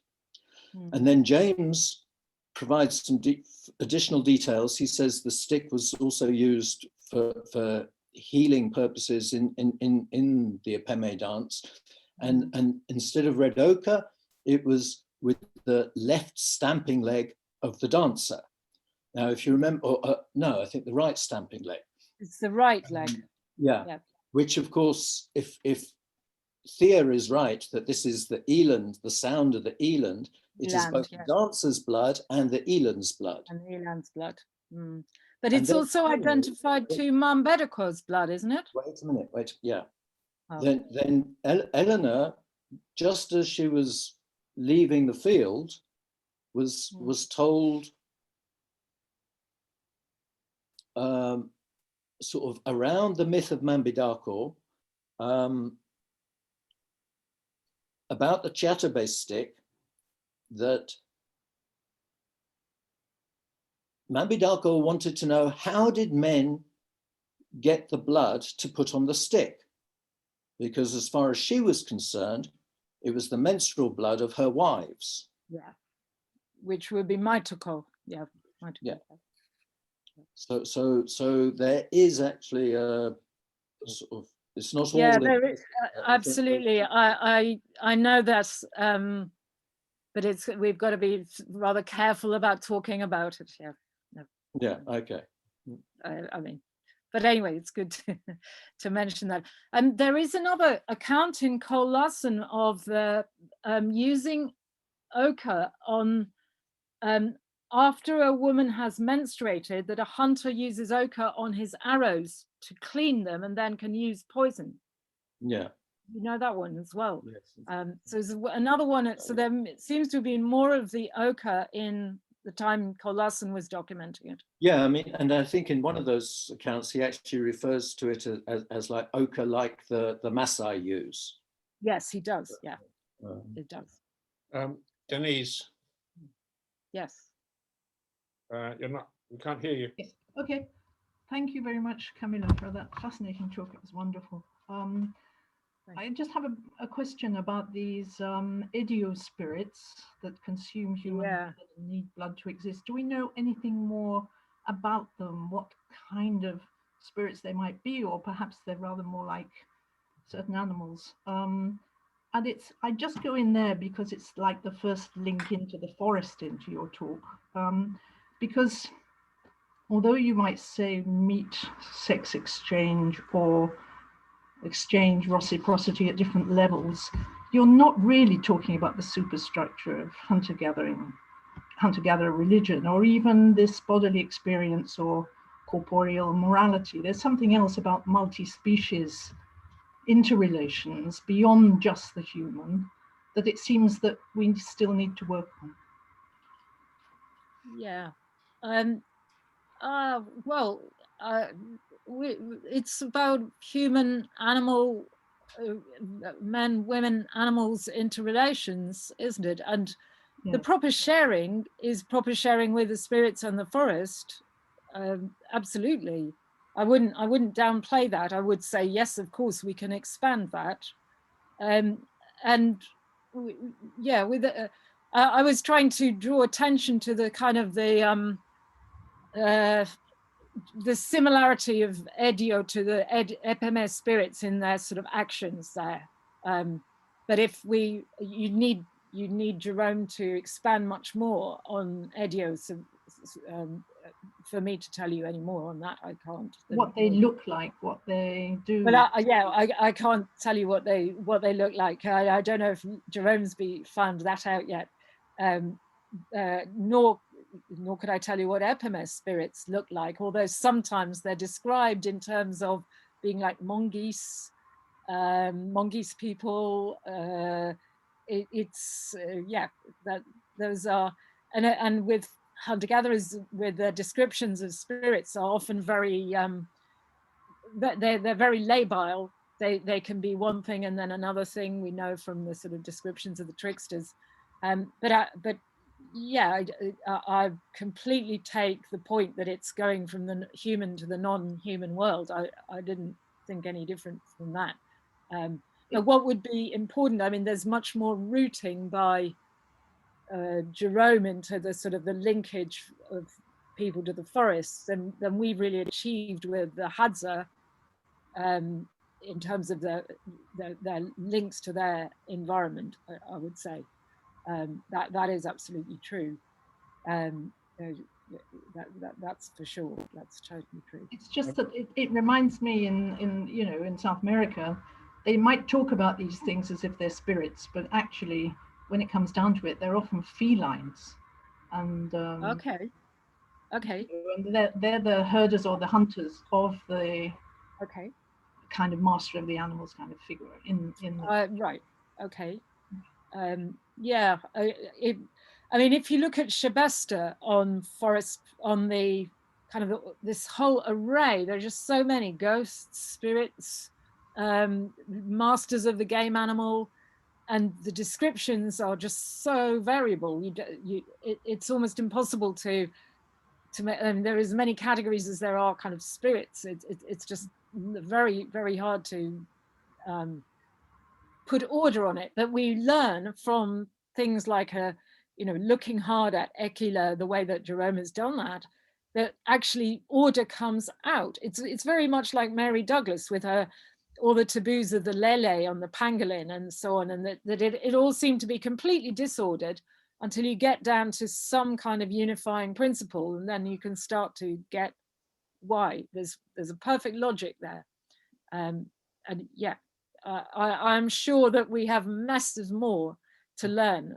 I like Helen's arguments about these wee spirits that are kind of doing all this mischief, because sometimes they're very tiny, but they're still doing massive mischief and have so much knowledge. So yeah. Can I just say something? Because I mean, Jerome needs to answer this question, but when I ask Jerome, he usually tells me, "Oh, I've better look at my field notes," and he doesn't know what page in his notes so to look up.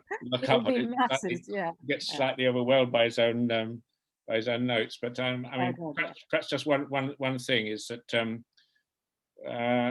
when I kind of say to Jerome, "Oh, according to my theory," and of course I've got various theories. When women are menstruating, they're supposed to be taboo, and he says, "No, Chris, that's all wrong. No, there's nothing like that at all. It's actually men think the opposite. If you really want to, have sex with a woman and get her pregnant, you need to take her when she's menstruating, which is the ethnographic fact of the matter. But then of course it turns out that, as so often, and we were just mentioning this earlier, all the sort of complicated details of these taboos are usually ways of getting around things. They're usually ways of managing to escape some very fundamental taboo by saying, "Oh well, I'm old now. I can get away with it. I can eat my own kill, or it's only the first kill," and all these different ways of all the complicated stuff. As I think I was able to show in my book, if it's really complicated, it's some sort of logic chopping motivated by an attempt to get out of the taboo. So anyway, it turns out that Jerome says that when a man does have sex with a woman who's menstruating, he is getting one over the moon. Now, what he means by that, and apparently the man is feeling gleeful. "Oh, I've got one over that wretched moon husband of yours." And the moon needs the blood. The moon, wants women to be menstruating. But of course, if you get one over the moon, then you've actually deprived the moon of his regular supply of blood each dark moon, because she's now pregnant. She won't be menstruating. So it's fairly obvious to me that these idio spirits are sort of tricksters. They're representations of the moon in some sense. And tricksters universally perform tricks, of course. And the main trick is to die and then jump up alive again. But there's plenty of other tricks that the moon does, and they're all something to do with getting around things. And the trickster is the greatest sort of founder of an establisher of rules, as well as the number one violator of the rules. So what I think sort of in a rather general sense, without being able to answer your question, Denise, is that these Edio spirits are sort of tricksters who in turn are versions of the moon that men want to sort of defeat. I mean, you know, the tricksters are not just, you know, lawmakers. You want to get around them, and the tricksters themselves are constantly getting around their own laws, of course, as we know. So it's you know, it's a very playful, interesting dialectic between sort of you know, respect to these taboos and violation of those same taboos.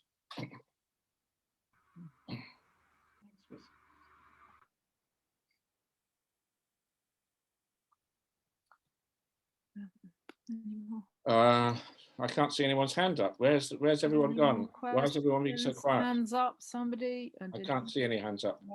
Anything else? Are there chat questions? Chat questions. Let's have a look at the chat. Oh, no chat questions either. Oh God. Right, this is getting serious. Okay. So started bamboozled everyone into submission, but that's terrible. yeah. I mean, we need. No, that's terrible. I mean, maybe Ian can say some more. I don't know. Yeah, well, but also, I mean, everyone should realise that, you know, what Camilla's saying or what I'm saying, you know, is actually quite controversial. It's not exactly mainstream. We think it should be mainstream, and we think the other lot, you know, that simply say that hunter-gatherers are sort of displaced persons and sort of, you know, just sort of, as Camilla said, don't mean anything at all, because they just have to make up some kind of ideology, and it's got no evolutionary significance, no universal significance. So why worry about hunter-gatherers, because they're not egalitarians anyway. So I'm just saying, you know, you should be questioning of everything that Camilla's been saying, because it's it's not, you know, it's not. Lots of other people would disagree with quite a lot of all this stuff.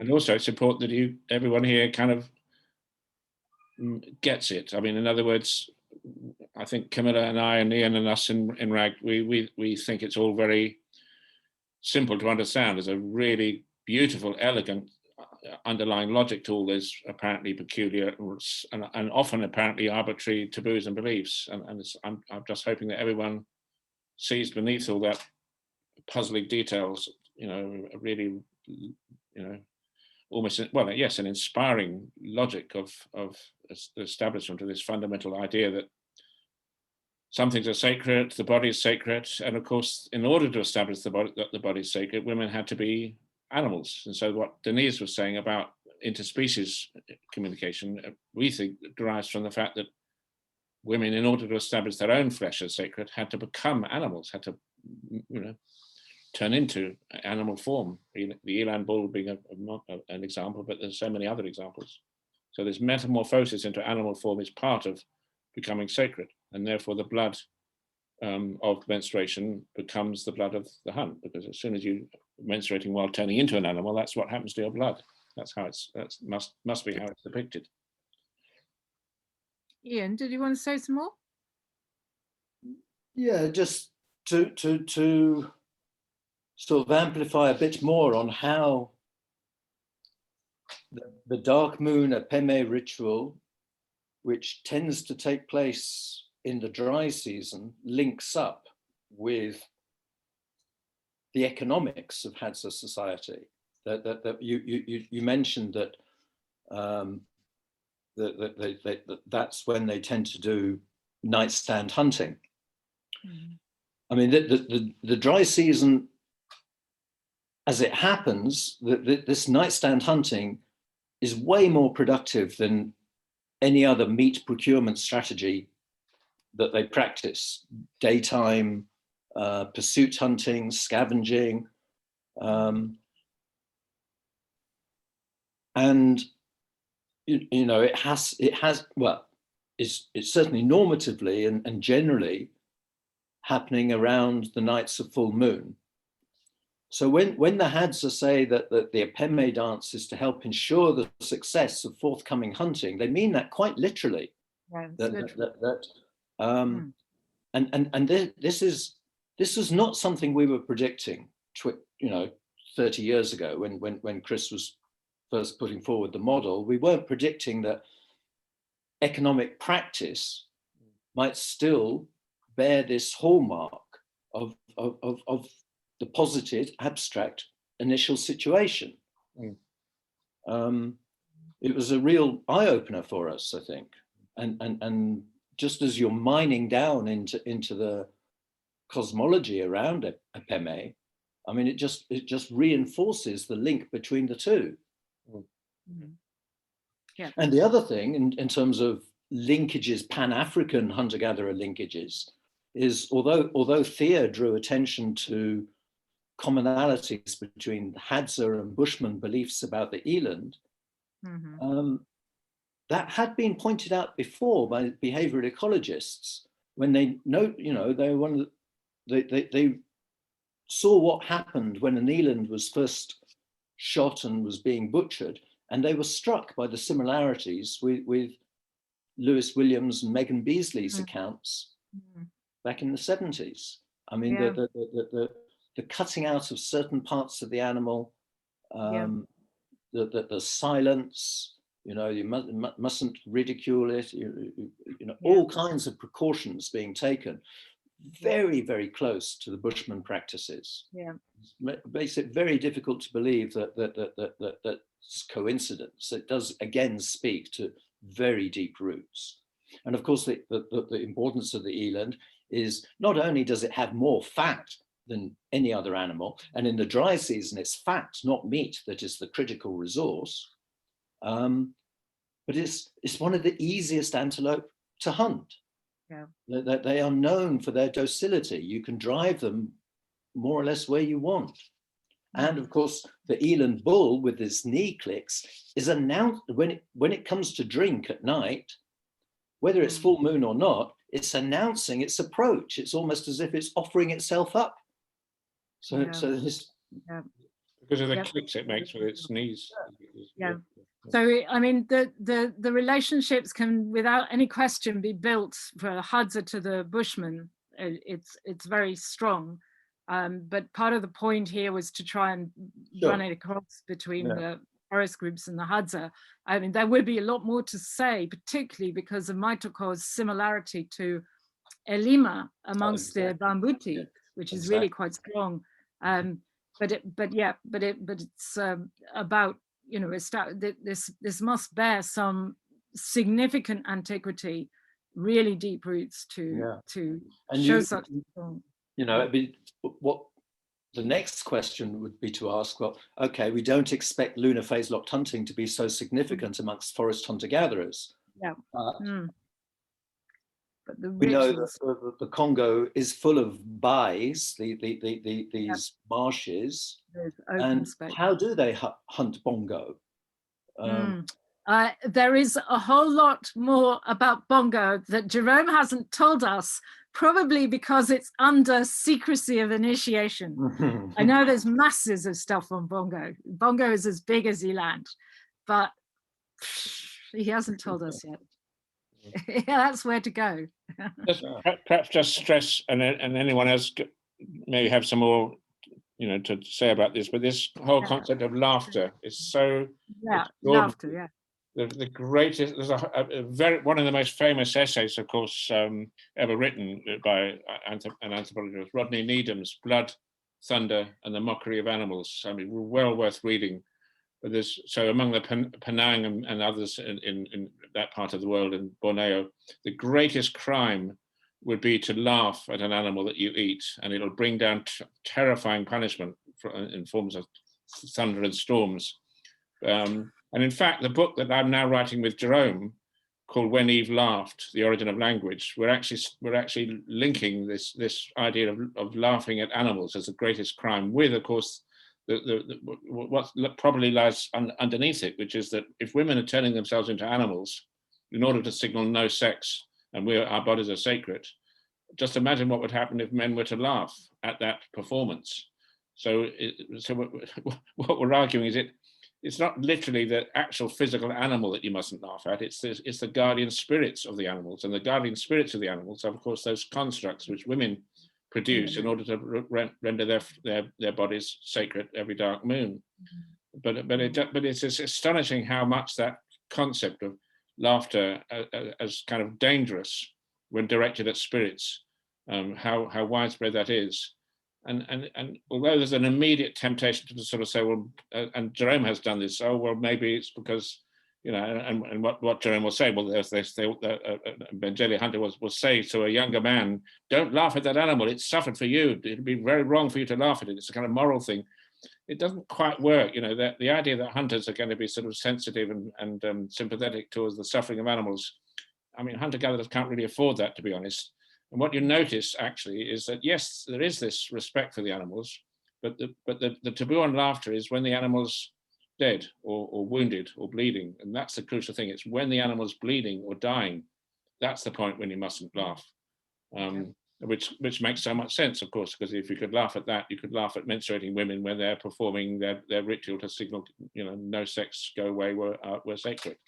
And so it is a relationship with animals, but beneath all that is a relationship with between the genders within human society, of course. Does Stacey, is it Carlos? Did you want a question? Yeah, Stacey.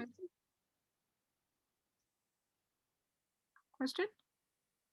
Stacey, are you there? Stacey or Carlos? Question? No. Oh.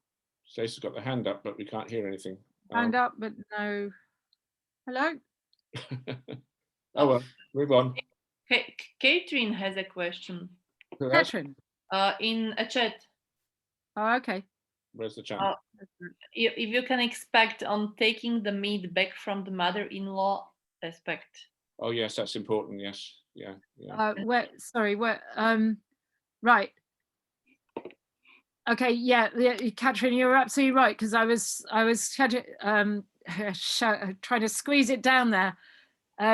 In looking at the exact cuts of meat and who is supposed to share the meat, in both the case of Ekila and the case of Epeme, it is not the mother-in-law. Now that goes against the general tenor of bride service. Bride service should be giving meat to mother-in-law. So these special meats are being singled out as not going to the mother-in-law. Now that is kind of against the original basis of the sex strike, that the hunter should be surrendering his kill to the woman and her kin, okay? So it strikes me as that is a step away from the original. And the reason we might infer that there would be a step away from the original cosmology is because of the changes in hunting practice brought in by having bows and poison arrows, which enables a much more privatized potential hunting than the former very collectivized types. So that's a guess on my part. But if you look at the woman with the zebra's penis story, which is the story of how Epeme meat got taken away from women. So it's a matriarchy myth, taking away from women the Epeme meat. So this is a fundamental story for all of Hadza initiation. It's a very basic story. And you can interpret that story in terms of taking away the Epeme meat is like what should be the bride service cuts on large animals. It's the cuts of what is called bride service meat, katsako, but on the bigger animals. And so it's only the middle-sized animals that get surrendered to the mother-in-law, or the parts of the middle-sized animals. So it just seems to me like there is some trickery or chicanery in there. Yep. But I don't know if Ian has thoughts on that, because that's just, it's an idea. No, not offhand. Well, I think it's a very good idea, and it's just so obvious to me, at any rate. It explains the Mambedeko story to some extent, but yeah. Yeah, but it's just so clear to me that Epeme is men's partial usurpation of ritual potency, which, as they say themselves in the mythology, initially belonged to women. And in fact, there's a question here from Marina Chrisadou to everyone. Why have hunter-gatherers, quotes, abandoned close quotes, the most fundamental cosmology for another version. What was this most fundamental cosmology? So I don't know if you want to answer that question. Yeah, well, we're trying to drill back down to it by using the guidance of African hunter-gatherers and the Australian hunter-gatherers and hunter-gatherers almost anywhere. But as I've just said in response to Catherine, and it's really the same response for Marina, that it's likely because of a shift. If you change from, so some versions of forest hunter-gatherer hunting includes the men using spear hunting for hunting elephants. This sounds horrible to us, and it is a pretty horrible process, and it's gruesome when Jerome talks about it, but it's a highly collectivized process by the men in terms of the actual hunting, and it's also collectivized by the women in terms of their guidance of the hunt, symbolic guidance of the hunt. So if we think back to the times of the origination of the human species, of Homo sapiens speciation, both in Africa, and we can also think about the European Upper Paleolithic, with huge megafauna being hunted by mammoth hunting, for instance, this would be very collectivized forms of hunting. The Neanderthals would also have had such collectivized forms. Whereas if you watch a Hadza going hunting today, a guy's just slipping out of camp in the morning with his bow and poison arrow. I mean, there are collective, Ian has highlighted forms of hunting which must be very ancient, the dry season waterhole hunting. And that type of hunting could take us right back towards the fundamental cosmology. But when you start, but arrow poison figures very strongly in some of the shared Bushman and Hadza cosmology. And in some ways, arrow poison and menstruation get kind of equated. They have a strong relationship. The fact that men don't go hunting when a wife is menstruating is kind of is also a little bit, yeah, it's kind of interesting. So yeah. How would you? Abandoned is too strong a word. I mean, yeah, abandoned's far too strong. It's a modification. Absolutely, it's a modification. Yeah. I don't think I said abandoned. I think that's being put. I didn't. If I said abandoned, it should be struck through. But what, it's not. What was this most fundamental cosmology? Is the question Marina's asking.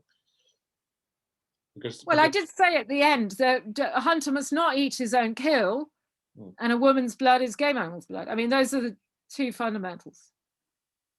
I would say those are fundamentals. And Marina's admitted that the word abandoned was her own, not yours, Camilla. It's very honourable. Thank you, Marina.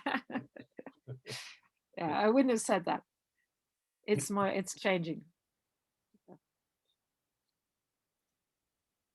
So William Rosell is talking about Jerome's music stuff going around in California. So that's great. Yeah, fantastic. Well, that's fantastic. Yeah, we've got somebody working for it. Ian, did you want to say something? Yeah, it's the own kill rule. It's the wrong sex, wrong species. Yeah. So mutability of women and animals and so on. Yeah. And of course the lunar periodicity. Yeah, and the moon. Yeah, all of that. I mean, Marina, we haven't been making a secret of it. But the point of doing this is to come, instead of making a theory from evolutionary theory and predicting we find this and this, is to respect the findings of these hunter-gatherer groups today and try and drill back and try and say, well, how do we get that? Where does it come from? It's kind of a reverse engineer. Tam Dean Byrne. Tam wanted. Hi, yes, thank you, Camilla. Fascinating talk. All makes perfect sense to me. Not knowing this other side of that is the respected position. I don't know about that. It doesn't seem controversial to me, but very interesting. I just wondered about this, the origins narrative you just touched on there again about the woman with the zebra's penis. The woman's where I would find out more about that. Oh, well, we have articles. Me and Ian wrote an article originally, and recently I've had another one. It is, we're a little bit on dodgy. I mean, it was slightly secret knowledge, and it was a bit dodgy ground to publish some of that. But yeah, I can email you papers on that. Well, they're on my ResearchGate, but I can email you the narrative. But also RAG published a booklet a couple of years ago consisting of Camilla's my dissertation. I'll send you that. It's easy to read. All right. I mean, that's the best thing to send. It's a beautiful, beautiful piece of work. Possibly, yeah. Yeah. But It's okay. the woman with the zebra's penis, to cut a very long story short, it's just the sort of symbolic sort of, I don't know, condensation of that fundamental idea that for women to establish their bodies as sacred, they had to turn into wrong sex, wrong species, wrong time. So the biological male, you know, as such, is looking for a partner who's female and who's human, of course. You don't want to be having sex with the wrong species, and who's ovulating. And so we're just saying. Well, the Hadza story actually is that originally Epeme meat belonged to a woman who was a hunter, and she used to hunt zebra. And when she got one, she tied its penis onto herself, and she had lots of wives. And she got the men to bring all the Epeme meat to her pot, and she gave the meat to all her wives. And today, the Maitoko girls are the wives of Mambedeko, and they have actually, at the end of the Maitoko ritual, a big fight with the boys over the pot, having chased the boys with sticks for 3 days. I was telling you about the sticks the other day. So these are the aspects of the woman of the zebra's penis. But it is a fundamental story for the Hadza. An amazing story. Yeah, sounds it. Yeah. I think this article of Camilla and Jan is just fabulous recapitulation. And it's the second right after Totemism and Exchange. But I wanted to ask if there is any other article you would recommend to those who can't read that much after this article of yours. If you had to select one of many, just to give an overview of this argument. It would be our 1995 paper in the Cambridge Archaeological Journal, I think, probably. Night Watts. Yeah. Night Power Watts, 1995. It's a simple version of it all, I think. Yeah. Simple. Well, Yeah. Well, in some ways, Chris's. I mean, if what you're asking for is this, what you're asking for is a simple version of sort of the whole picture on the theory, or is it like on the Hadza and forest hunter-gatherer stuff? Or I'm not sure what you're after. On the argument you have just presented, you know, the article you three of you have written, students find extremely complex. You know, it's one of the longest pieces, and it's very difficult. Yeah, piece. You know, it needs an extra lecture, which I give. I would suggest that maybe Chris's one with Jerome, the theory of everything, is quite clearly written for a sort of intuitive grasp. Yeah. The one that's in the Human Origins book, chapter 3 by Chris and Jerome. It doesn't have much stuff on the Hadza there, but it's it doesn't matter. But this one, the woman with zebra penis, Ian, and yours is just lovely piece as well. Yeah, I mean that's of course that's mostly on the Bushman, and it's comparing Bushman structure with Hadza structure. Yeah.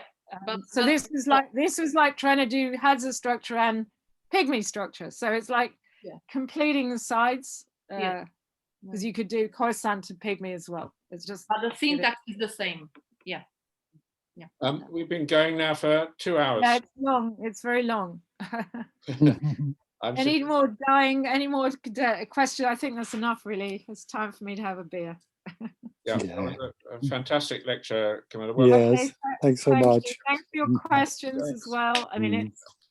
it's good to critique this. This is work in progress. So. yeah. And I can't remember now. When is Rag back after Easter? Yeah, we have the next talk is Denise Arnold on animal sacrifice in the Andes, ancient and modern. Is that hunting, animal sacrifice in the Andes? We are so looking forward to Denise.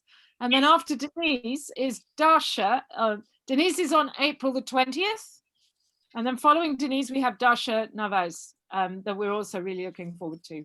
I don't know if Dasha's here as well. Yes, we have. She is. Yeah. And so on, or the evolved nest, isn't it? It's basically, yeah. So we've got a lot of interdisciplinary approaches, and we're then going to have 2 great archaeology talks from Matt Pope, who will tell us all about Boxgrove and Jersey Lacotte, which is really amazing, and from Graham Warren and hunter-gatherer archaeology. And then we start getting into the we got a talk on the Bacchae from Richard Seaford, and some of us have been reading the Bacchae, Euripides' Bacchae. And then we have a talk on the anthropology of Anish Kapoor, which Chris has got to prepare very, very rigorously and assiduously, because Anish Kapoor will probably join and be watching every move you make. So yeah. So it's going to be a wide array of we're also going to be very excited to have Helen and Day talking next time, and Helga Vierik, who's a real expert of Central Kalahari Bushmen, the Kua Bushmen. She's going to talk as well. And towards the end of next term, we have Catherine, don't we? On Catherine's going to do a film night. Is that right? Yeah, with ethnographic film, and Catherine, of course, is a star producer of ethnographic films, which is and Tam has promised to do an anthropology of Robbie Burns, not to be outdone by the anthropology of Shakespeare. Oh, that's Yeah. Oh well, God. So yeah, well, it's not a competition here. We do. No. Okay. Good. Anyway, so yeah, so have a great break, all of you, everybody, and yeah, have a nice Easter break. Stay safe. And Easter is about it all, isn't it? Emma, my partner, she was looking up, and it was being denounced that it's anything to do with estrogen or anything female. Oh well, it would come from the same word. It comes from the same word. Yeah, definitely. I think it was a Christian that was denying it, probably. Yeah. Tony Blair. And of course it's lunar. I mean, it's lunar. It's kind of it fits, you know, the whole sequence from Ash Wednesday through to Good Friday and the death and resurrection fits a lunar syntax to some extent. Tony Blair, like many other bourgeois, you know, creeps, try to fix Easter, detaching it from the moon in the way Christmas has been detached, but somehow all these attempts to get rid of the moon at that one point in the year seem to have failed, and I don't think they're going to try again. So and everybody notice the moon saved capitalism by floating that way. It was the moon that done it, you know. That big gave a lot of help to the Egyptians anyway. Yeah. Okay, on that note. Mm-hmm. Right, so